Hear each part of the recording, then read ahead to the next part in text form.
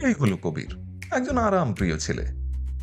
সে bike চালাতে ভালোবাসে এবং বেশিরভাগ সময় অনলাইন গেম খেলেই কাটায়। আর একদিন খেলতে খেলতেই হঠাৎ সে পুলিশ বিভাগের কাছ থেকে সরাসরি একটা ভিডিও কল পায়। স্ক্রিনে দেখা গেল এক পুলিশ ইউনিফর্ম পরা মানুষ। তিনি বললেন, তোমার নামে গ্রেপ্তারি পরোয়ানা জারি হয়েছে। আমরা তোমাকে এখনই ডিজিটাল ভাবে গ্রেপ্তার করছি। যদি জামিন চাই তবে এখনই টাকা পাঠাও, না হলে প্রস্তুত হও জেলে পচার জন্য। কবির থমকে গেল, কন্ট্রোলারটা হাত থেকে পড়ে গেল।